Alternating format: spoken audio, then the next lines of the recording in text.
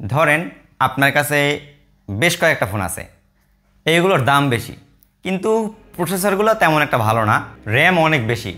এখন আপনারা কি এই ফোনগুলো কিনবেন? আমাদের বাংলাদেশে প্রতি 10 জনের ভিতরে যদি ফোন কিনতে বলেন 7 জনেই ফোন কিনবে শুধুমাত্র র্যাম দেখা। আর এই সুযোগেই চাইনিজরা ইন্ট্রোডিউস করছিল র্যাম এক্সটেন্ডেড অথবা র্যাম প্লাস। যেমন 6 জিবি র্যামের সাথে 6 জিবি এক্সপেন্ড করলে 12 জিবি হয়ে যায়, 8 জিবির সাথে 8 জিবি 16 জিবি, 16 জিবির সাথে করলে 32 জিবি অথবা 20 জিবি, এরকম কিন্তু মার্কেটিং করে তারা। আর এইটার সুযোগটাকে কাজে লাগিয়ে আমাদের দেশে যে অফিসিয়াল ব্র্যান্ডগুলো আছে তারা করতেছে কি, 35,000 টাকায় MediaTek Helio G100, Oppo A6 Pro, 34,000 টাকায় ভিভো V60 Lite স্ন্যাপড্রাগন 685, 24,000 টাকায় অনার X7D স্ন্যাপড্রাগনের 685। এরকম আরও অনেক ব্র্যান্ড আছে যাদের ফোনগুলোর দাম অনেক বেশি কিন্তু প্রসেসরগুলো আজ থেকে প্রায় 2-4-5 বছর আগের ইউজ করতেছে। এখন আপনাদের তো এত কিছু দেখার দরকার নেই, শুধুমাত্র র্যামটা বেশি থাকলেই তো হয়ে যাবে না। তো র্যাম কিভাবে প্রসেসরের উপর ডিপেন্ড করে আপনাদের একটু বলি। আজ থেকে 3-4 বছর আগে যে প্রসেসরগুলো ছিল G100, G99, স্ন্যাপড্রাগনের 680, 685, এইগুলো হচ্ছে গিয়ে ম্যাক্সিমাম 4G প্রসেসর।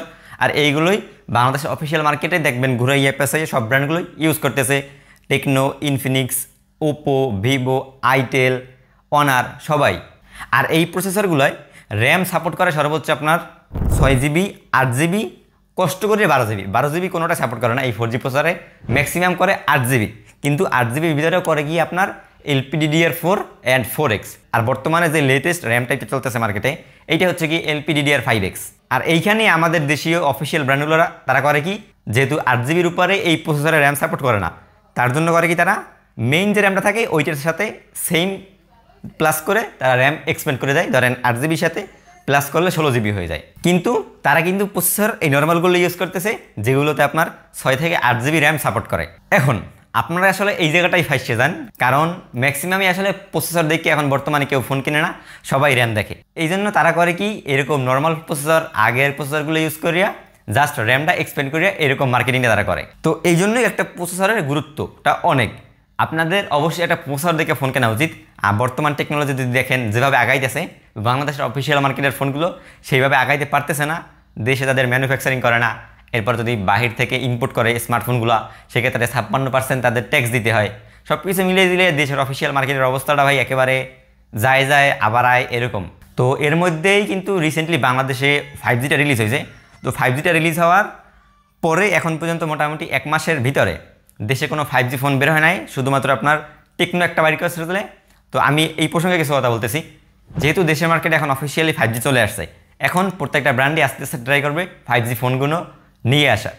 এখন 5G ফোন নিয়ে আনতে গেলে অবশ্যই 5G প্রসেসর দিতে হবে।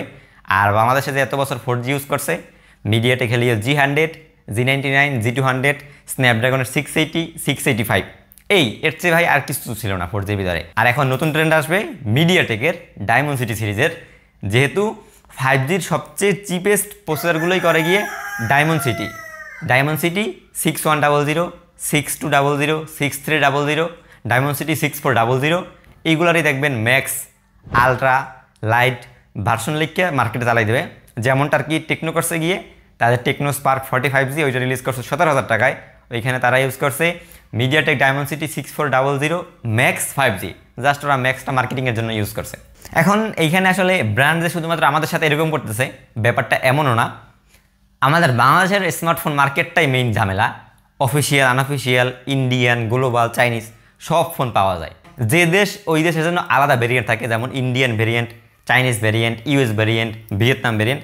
কিন্তু বাংলাদেশের জন্য এরকম কিছু নাই, এরকম আছে শুধুমাত্র অফিসিয়ালের ক্ষেত্রে। এখন অফিসিয়াল আপনি একটা 20,000 টাকায় ফোন কিনবেন, ওইখানে মিডিয়াটেক হেলিও G100 পাইতেছেন। আনঅফিসিয়াল একটা ফোন কিনবেন, ডায়মন্ড সিটি পাইবেন, স্ন্যাপড্রাগন পাইবেন, অনেক। তো এরকম আর কি অনেক কনফিউজিং কাজ করে সবার ভিতরেই। তবে যদি আমাকে বলেন অফিসিয়াল ভার্সেস আনঅফিসিয়াল, সেক্ষেত্রে দুই জগতের, এখানে কোনো কম্পেয়ার হয় না বললেই চলে, একেবারেই হবে না। অফিসিয়াল কিনতে চান সেক্ষেত্রে আপনাকে অনেকটা ভ্যালু ছাড় দিতে হবে আনঅফিসিয়ালের ক্ষেত্রে, কারণ এই যে ট্যাক্স দিতে হয়, আনঅফিসিয়ালের ট্যাক্স নাই, 2 নাম্বারই করে দেশের ভিতরে ঢোকে। তো এই জন্যই আর কি একটা ফোন কেনার আগে র্যামের চেয়ে প্রসেসরটা দেখা জরুরি। আপনি যদি একটা ভালো প্রসেসর আলা ফোন কিনতে পারেন, ওই প্রসেসরে যাতে যদি 4 জিবি 6 জিবি র্যামও থাকবে কিন্তু LPDDR5X ভালো কাজ করবে। কিন্তু আপনি যদি একটা আগের প্রসেসর কিনেন, ওটার সাথে থাকবে LPDDR4 অথবা 4X, কিন্তু ওটার সাথে পারফরমেন্সটা ভালো করতে পারবে না। সেম জিনিসটা আপনার ক্যামেরার ক্ষেত্রেও হয়। আপনি ভালো একটা যদি প্রসেসর দেয়, ক্যামেরাটা ভালো সেন্সর দিতে পারবে, আর ক্যামেরা যদি ভালো সেন্সর দিতে চায় তাহলে আউটপুটটা ভালো পাবেন। এরপরে ডিসপ্লের ক্ষেত্রে সেম, ভালো প্রসেসর দিলে ডিসপ্লে আউটপুটটা ভালো পাইবেন, আপনি 4K ডিসপ্লে পাইবেন, 2K ডিসপ্লে পাইবেন, যেমন এইটি আছে গিয়ে 720p।